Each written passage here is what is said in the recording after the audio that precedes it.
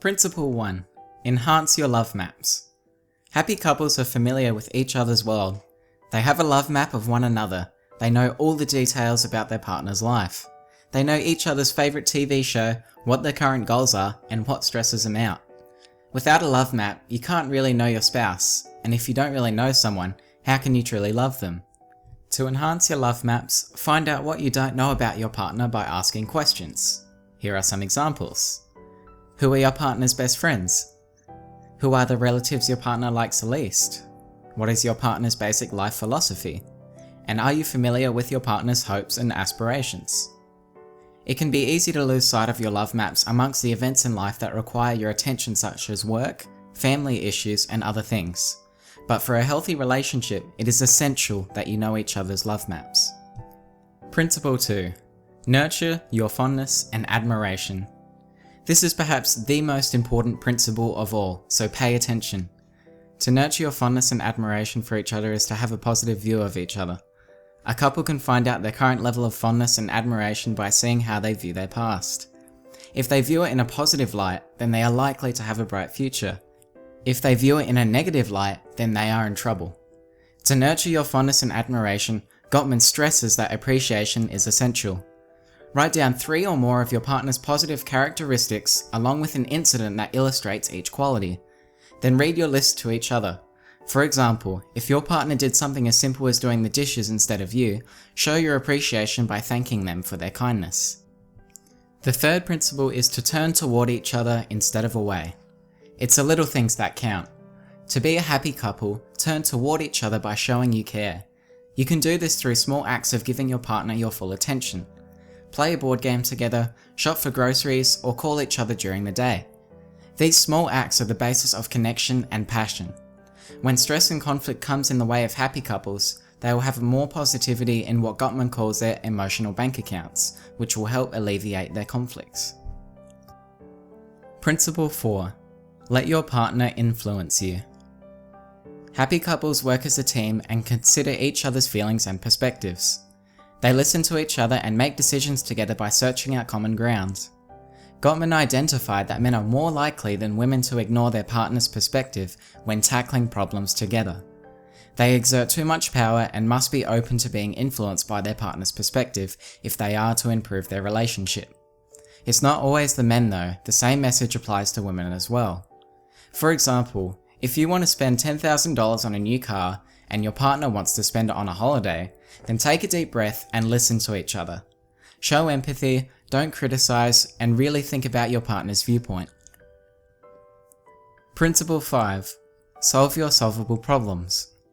Gottman identifies 2 types of problems in relationships: solvable problems and perpetual problems.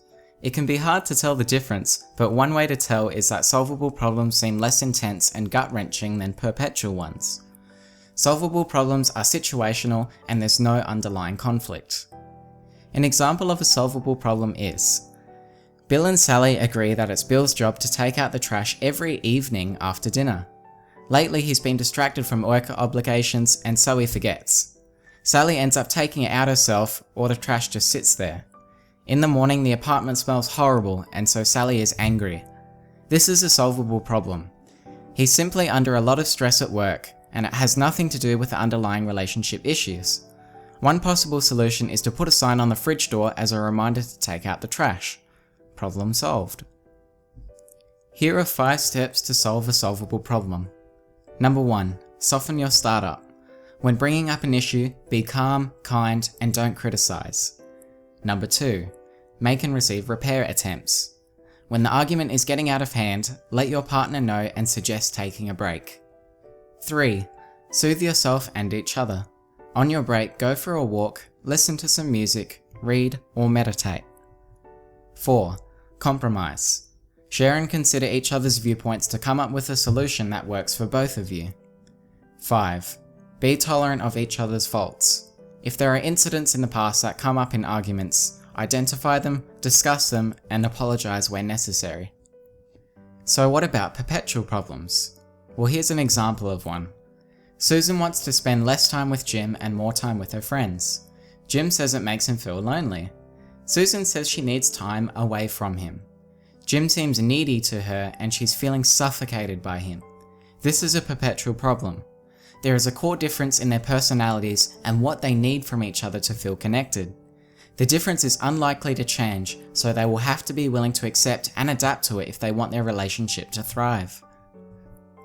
Principle 6. Overcome gridlock. Gridlock is the result of perpetual disagreements where both partners have entirely different beliefs, dreams, or personalities.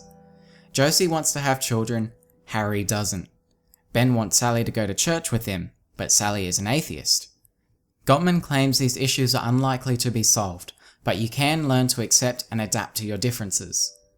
Identify and respect each other's dreams and beliefs. You don't have to agree with them, but acknowledge, listen, and show respect to what your partner has to say. Come up with a temporary compromise and thank each other for sharing. The last principle is to create shared meaning. Shared meaning will enhance your marriage by bringing you together. Here are 2 ways you can create shared meaning. 1. Create rituals of connection. This could be anything that brings you together that you do on a regular basis, such as sharing a morning routine, celebrating Easter each year by going out as a family, or eating out together once a week. And number 2, work towards a common goal such as helping the community through volunteer work or building a houseboat. And now you don't have to go building a houseboat, but it can be any goal that you both agree on that involves both of you.